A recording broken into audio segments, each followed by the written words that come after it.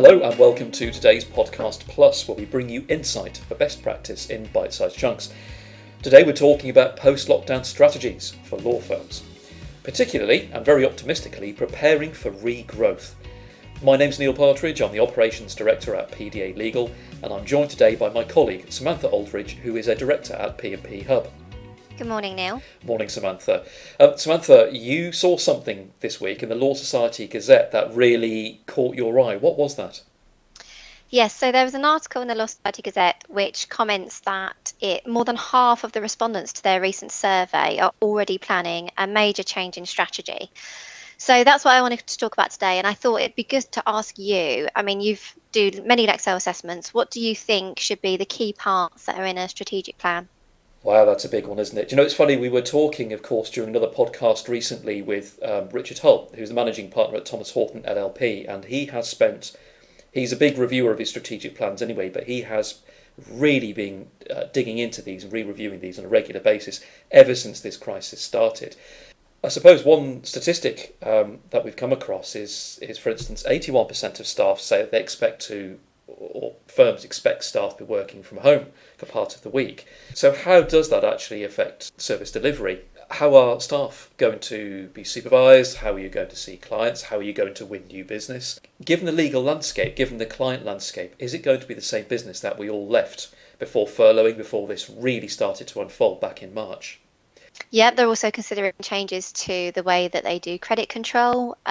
This is all in the survey, tightening up requests for advance payments. So there's obviously a lot of considerations around financial management going forward. And I guess the message is that firms want to return robustly. And it's also an opportunity to review what different services they want to actually do for going forward and how this works with their staff and their new working arrangements. Right, exactly. And the important part that none of us can ignore, of course, is yes, staff are obviously, we are in an information business. That is, information and advice is what law firms do most of. But it's about people. And of course, the other part of the equation here is the clients. So how are we going to deliver services to clients? Because although we're all talking about social distancing still, and there's no immediate end for that in sight, at some point we need to interact with clients. At some point we've got to see clients, and we've got to make allowances as to how we do that. And some firms have been coping very, very well. But I think what strikes me when I'm talking to firms is that there's definitely a difference between those who will look and say, okay, this is what we think we can offer, and there's those based on the resources that we've got. And that's the fundamental question to ask. I would argue a second point, though, and that is the tail wagging the dog? And what I mean by that is, one of the changes that happened a few years ago was there was the old sort of rationale, the old sort of routine of we must do 16 hours of CPD a year, and great, we've got our stamp, move on. That changed, and of course that was removed from Lexel as well. And instead now it's about maintaining competence in a number of areas, and the SRA is pretty clear on that. So in actual fact, it's no longer about ticking a box. It's about, and the firms that seem to do very well in this are the ones that are saying, right, we want to do X. This is where we want to go. In some cases, we haven't got any choice. This is where we've got to go to survive. So what do our staff need to do to fulfil that? And does our existing staff profile meet where we need to go to match the client profile that we are going to be serving in the landscape for the next? I mean, let's be honest, this is a generational problem now, but certainly the next 3 or 4 months, definitely the next 1 or 2 years. Definitely, and it'd be really good to look at the skill set of the staff that you've got. Where could they move into? Where could they be? Take on training and development to help you move into these new areas, or if it's not even new areas, just how you'll be delivering those same services but differently. I imagine there's going to be a lot of IT changes or technology that's going to help with this kind of half working from home, half working in the office environment, and how you interact with clients and look at the risk areas and make sure that you're not missing key dates and all of those risk areas that are there all the time, but how that will be managed in this new working arrangement. Well, it's interesting you mentioned things like key dates. Obviously, complaints arise from missing key dates, but complaints are probably the least of your worries if you start missing key dates. But it's a really interesting point you make, Samantha, because I've spoken with a number of firms just this week who were talking about the risks and the planning. And I've reminded 1 or 2 of them, guys, don't forget there's this thing called the SRA. They're going to make sure you fulfil your obligations, which concern things like data protection, obviously financial stability, making sure that you keep your staff up to date and well trained, and that you have the resources and the monitoring to ensure those are delivered effectively. So I think if we were talking top tips at the moment, firms, partners, business leaders in this area have got to consider it very carefully. But I'd be saying, look at your strategy, look at the resources you've got, look at what resources you need to have, and don't forget to risk assess it. And part of that risk assessment has got to be, what does your regulator expect from you? And bearing in mind the SRA, of course, the SRA are the rules changed last year, in November last year, and there's definitely an emphasis upon gathering evidence of compliance. And it's not to say you've got to spend the next 3 months filling out paperwork to demonstrate you've complied, but it is making sure that you can demonstrate you have ensured that compliance is part of the cocktail of business, we'll call it business regrowth, that you're looking to achieve. And there's also requirements in that code to notify the SRA in certain circumstances. So it is really important to be aware of what those situations are and when you would need to notify the SRA. So I think that all needs to be built in. It does. And do you know what? I would say, I don't know about your experience with this, Samantha, I would say that it's about identifying the right people in the firm to do that. What are the lines of responsibilities in the firm? Where are, if partners and directors are really brutal with each other, who's best placed to make those decisions? What are the sources of intel in the business? How are we gathering information? I'd also maybe look at that and say, what's our past history? Do we have a history of good service or repeat business, or do we have a history of potential near misses and breaches or complaints? How do we need to guide that process? What have we learnt to be able to decide what we need to do next? And one of the things that you've highlighted, for instance, is obviously emerging from this is developing business. Now, I have come across one or two practices that have said we found that some of our competitors went a bit quiet during the lockdown. And so a lot of their clients who wanted to progress matters or new matters, because the law carries on, it doesn't just stop because we can't leave our houses, have actually, competitors have lost business to the firms we've been talking to, because the firms we've been talking to have been thinking about their visual, their persona in the public eye. And letting clients know that they are available and Right. open for business, and showcasing their new innovative ways of delivering the services which other firms might not be doing. So I think it's kind of making sure, if you do a big strategic review, you share it with your staff so they know what their part is and how they can help, and that we're all in this together. But also making sure that you are highlighting to clients and potentially new business how you're going to be delivering your services and how it's easy for them to keep in contact with you going forward. I also think now it's quite important to point out that there needs to be a business continuity planning involved in all of this as well, because there are news about a second wave, a Yes. second lockdown, and it's really important to kind of not just do your strategic planning for the future, which is looking ahead for the next 6 months, but also the next 4 weeks. How do we carry on? We've got all these goals and this is where we want to be. How are we going to continue that should something happen in the next 4 weeks, the next 6 months, the next year? I couldn't agree more. This is a whole firm approach. This is a whole risk approach. I do see this as a time of opportunity. I also see it as a time of immense hardship. Quite often we find that the legal sector reflects the world at large, the population, the people, the economy in the UK, and legal sectors rise and fall and sink and swim and grow and change with the needs of their clients, and that's exactly what we're talking about. And looking very much so at things like business continuity planning. Strategic planning, which must include business continuity arrangements, is the document about which all else sits. And of course, within business continuity is part of that, as is compliance with regulation, which I suppose gives us, we start then to, once we've identified what the risks are, where we want to go, we've thought about actually maintaining our business continuity planning, we can then start and say, okay, what systems have we got in place?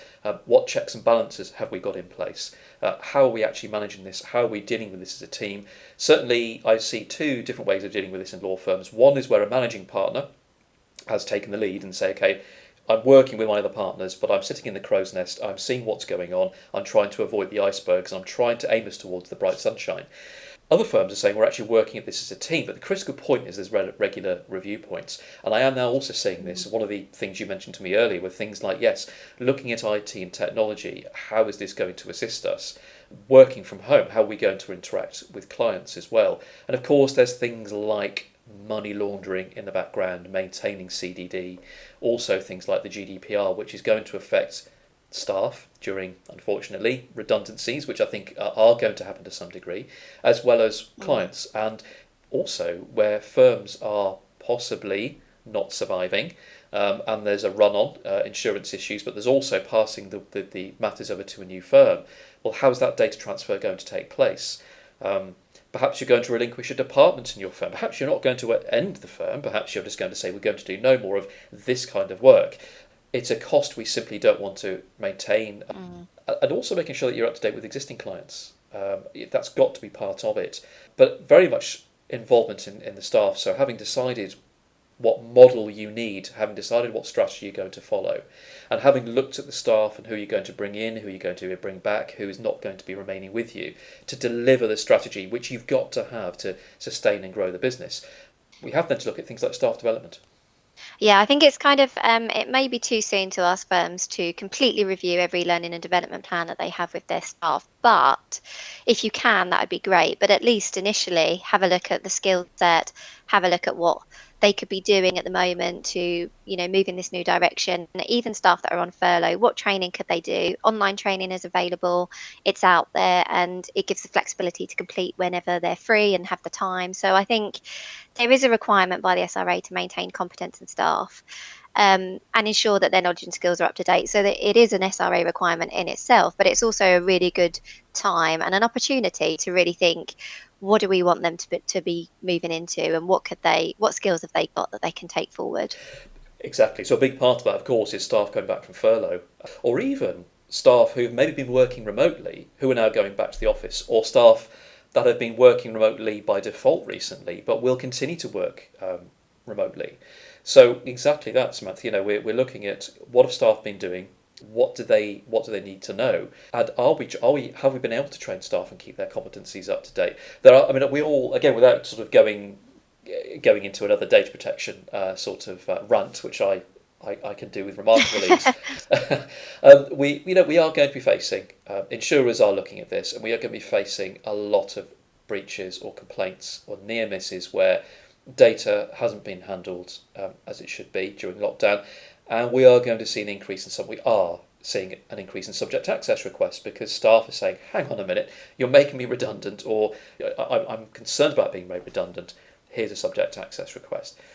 So involving staff appropriately and giving them training appropriately is going to be, if you like, key, I think, to this moving forward. Yeah, I agree. I've also seen a lot of firms doing online training. I mean, that's an area of growth that you and I have both encountered.